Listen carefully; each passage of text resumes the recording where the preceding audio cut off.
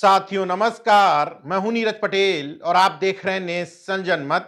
देश की राजधानी स्थित जेएनयू यानी कि जवाहरलाल नेहरू विश्वविद्यालय एक ऐसा प्रतिष्ठित विश्वविद्यालय जो हमेशा दक्षिणपंथियों, संघियों, ब्राह्मणवादियों, मनुवादियों और दलाल गोदी मीडिया के निशाने पर रहता है। वजह स्पष्ट है कि पूरी ताकत से एड़ी चोटी का जोर लगाने के बावजूद जेएनयू विश्वविद्यालय के कैंपस का भगवाकरण नहीं हो पा रहा है। जेएनयू विश्वविद्यालय छात्र संघ चुनाव में एबीवीपी की एंट्री नहीं हो पा रही है। ब्राह्मणवादी मीडिया के लिए सबसे बड़ी तकलीफ की बात यह कि इस बार जेएनयू छात्र संघ के चुनाव में अध्यक्ष के पद पर जीती अदिति मिश्रा, जो ब्राह्मण जाति से आती हैं, इसके बावजूद वो लगातार कैंपस में ब्राह्मणवाद से आजादी, मनुवाद से आजादी के साथ ही मनुवादी और ब्राह्मणवादी सोच को आग लगाने की बात करती हैं। याद दिला दे कि ये जेएनयू है, यहाँ बाबा दराज नहीं, दोनों को दराज करता है। आज तुम्हारी मनुवादी ब्राह्मणवादी सोच को यार रोजाना आग लगाई जाएगी। कि आज यहाँ खड़ी हूँ मैं अपनी पुरखिनों की आवाज बनकर, न फूलन तुमसे डरी थी, न नांगेली, न फातिमा, न सावित्री, और हम भी तुम्हारे पितृसत्ता की लाठियों से नहीं डरते। इन्हीं सब वजहों से सरकार पोषित ब्राह्मणवादी मीडिया को जब भी मौका मिलता है जेएनयू की बखिया उधेड़ने निकल पड़ता है। मौजूदा मामला जेएनयू की संघी विचारधारा की, ब्राह्मणवादी मानसिकता की कुलपति शांतिश्री धूलपुड़ी पंडित के एक बयान से जुड़ा हुआ है। दरअसल जेएनयू के भीतर वैसे भी गतिरोध का माहौल था, क्योंकि जेएनयू छात्र संघ जहां सीधे सीधे यूजीसी गाइडलाइन के समर्थन में खड़ा था, वहीं सरकार प्रायोजित एजेंडा होने की वजह से कुलपति यूजीसी गाइडलाइन के विरोध में थी।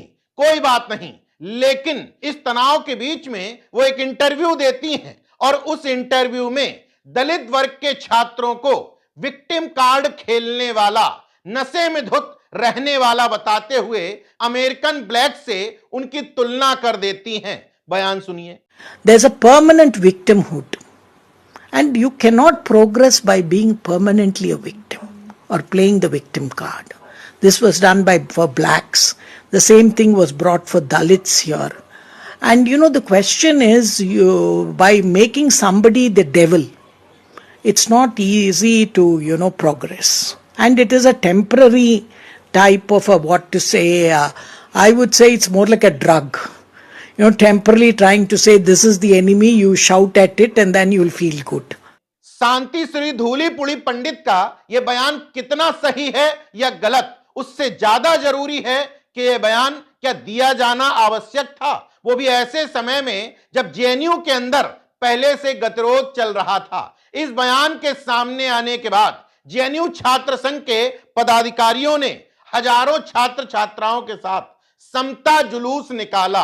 वैसे भी यूजीसी गाइडलाइंस के समर्थन करने के कारण ब्राह्मणवादी सोच के सीने पर सांप लौट रहे थे, उसमें सड़क पर उतरे इन छात्र छात्राओं के विरोध प्रदर्शन और उसमें लगने वाले नारे, अंबेडकर वाली आजादी, पेरियार वाली आजादी, बिरसा फूले, अंबेडकर, ब्राह्मणवाद हो बर्बाद।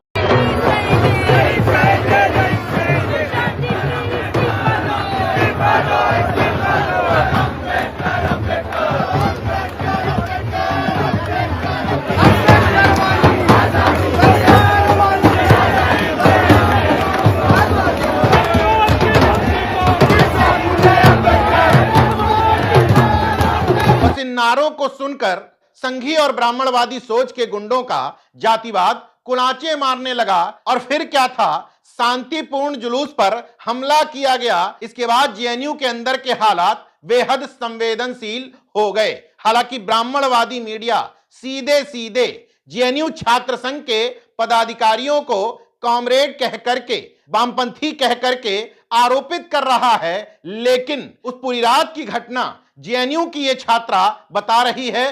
सुन लीजिए। आज जेएनयू की तरफ से एक कॉल दिया गया था समता जुलूस का।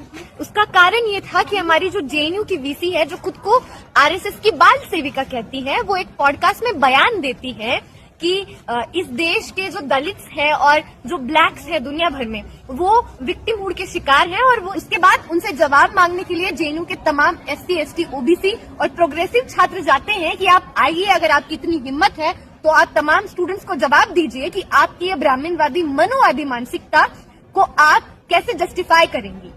वो वहाँ पे नहीं आती है जब हम जवाब मांगते हैं। उसके बाद जब तमाम स्टूडेंट्स यूनियन के साथ SLSIS लॉन की तरफ आते हैं तो एबीवीपी जो वीसी का दलाल है, जो आरएसएस का दलाल है, वो कंटिन्यूसली स्लोगन करता है, माँ बहन के ऊपर गालियां देता है, स्टूडेंट्स के कंटिन्यूसली फोन छीनने की कोशिश करता है, फीमेल स्टूडेंट्स को हरास करता है, उनको मारता है, घसीटता है, डंडे, मास्क लगा के, मुंह बांध के, पत्थर और ईंटों के साथ बौछार करता है कंटिन्यूसली। जब स्टूडेंट्स को कंटिन्यूसली इस पूरे घटनाक्रम को देखने के बाद स्पष्ट है कि विभिन्न विश्वविद्यालयों के भगवाकरण का जो प्रयास किया जा रहा है जेएनयू में, इसलिए छांट छांट करके खांटी संघी मानसिकता के कुलपति भेजे जाते हैं। इससे पहले एम जगदीश कुमार भी यही कर रहे थे और अब शांति श्री धूलपुड़ी पंडित भी नाकाम प्रयास कर रही हैं इस विश्वविद्यालय के भगवाकरण करने का। इस घटनाक्रम में एक बात और काबिले गौर है। नेशन जनमत हमेशा कहता है कि जब ब्राह्मणवाद और मनुवाद की बात हो रही हो तो जरूरी नहीं कि ये दोनों शब्द, ये विचारधारा महज एक जाति में पाई जाती हो। ये घटनाक्रम इस बात का सर्वश्रेष्ठ उदाहरण है, क्योंकि ब्राह्मण समाज के तमाम लोग बताने की कोशिश कर रहे हैं कि कुलपति शांति श्री धूलीपुड़ी पंडित लिखती जरूर है, लेकिन ब्राह्मण समुदाय से नहीं आती। नेशन जनमत भी मानता है कि वो ब्राह्मण समुदाय से नहीं आती। इसके बावजूद ब्राह्मणवादी मनुवादी दक्षिणपंथी मानसिकता की बुरी तरीके से शिकार है। उनका बयान और उनके क्रियाकलाप इसी ओर इशारा करते हैं। वहीं दूसरी तरफ उनके खिलाफ खुलकर मोर्चा लेने वाली जेएनयू छात्र संघ की अध्यक्ष अदिति मिश्रा ब्राह्मण जाति में जन्म जरूर ली हैं, लेकिन ब्राह्मणवाद और मनुवाद को बर्बाद करने में पूरी ताकत झोंके हुए हैं। इसका मतलब जैसे दक्षिण पंथ अंबेडकरवाद एक विचारधारा है, वैसे ही ब्राह्मणवाद भी एक विचारधारा है जो इंसान को इंसान नहीं समझती, ओबीसी एससी एसटी को सवर्णों के बराबर नहीं समझती। उसी विचारधारा का परिचय देते हुए कुलपति ने यह बयान दिया है। अकेले जेएनयू ही नहीं, देश के तमाम शैक्षणिक संस्थानों का माहौल इसी तरीके से खराब करने की कोशिश की जा रही है। दिल्ली विश्वविद्यालय के रामजस कॉलेज में एक कार्यक्रम चल रहा था। वहां कुछ लोग पुस्तकों के स्टॉल लगाए थे। वहां शहीदे आजम भगत सिंह की पुस्तकों से एबीवीपी के पदाधिकारियों को दिक्कत हो गई और जबरन कार्यक्रम में व्यवधान पैदा करने लगे। ऐसे ही व्यवधान पूरे देश में पैदा किए जा रहे हैं, क्योंकि मौजूदा सरकार की मानसिकता ही टकराव की, अलगाव की, विरोध की, गैर बराबरी की और असमानता की है।